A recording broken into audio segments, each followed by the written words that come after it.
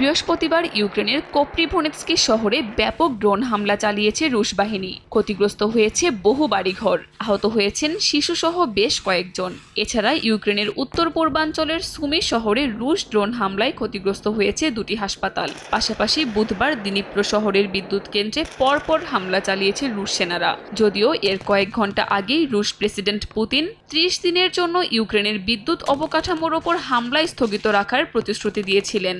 এছাড়া একদিনেই রুশ বাহিনীর হাতে 200-র বেশি ইউক্রেনীয় সেনা প্রাণ হারিয়েছে বলে দাবি করেছে রুশ প্রতিরক্ষা মন্ত্রণালয়। রুশ বাহিনীকে লক্ষ্য করে পাল্টা হামলা চালিয়েছে ইউক্রেনীয় বাহিনীও। রুশ প্রতিরক্ষা মন্ত্রণালয় জানায়, একই দিনেই জেলেনস্কি বাহিনীর ছোড়া বেশ কিছু ড্রোন প্রতিহত করেছে তারা।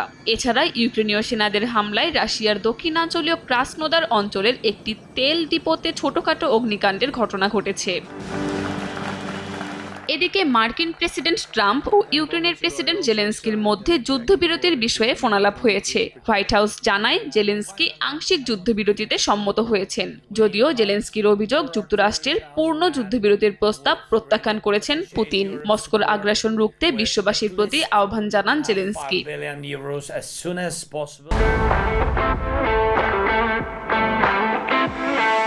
সোমবার সৌদি আরবে যুক্তরাষ্ট্র ও রাশিয়ার আলোচনায় ইউক্রেনের প্রতিনিধিরাও উপস্থিত থাকবেন বলে জানান প্রেসিডেন্ট জেলেনস্কি। তবে তারা রাশিয়ার সঙ্গে এক কক্ষে থাকবেন না। ধারণা করা হচ্ছে, বৈঠকে ইউক্রেনের সম্ভাব্য শান্তি চুক্তি নিয়ে গুরুত্বপূর্ণ আলোচনা হতে পারে এদিন। অন্যদিকে আবারও পশ্চিমা মিত্রদের কাছ থেকে অস্ত্র সহায়তা পেতে যাচ্ছে কিয়েভ। জার্মান সরকার ইউক্রেনকে $330 কোটি নতুন সামরিক সহায়তা দেওয়ার ঘোষণা দিয়েছে।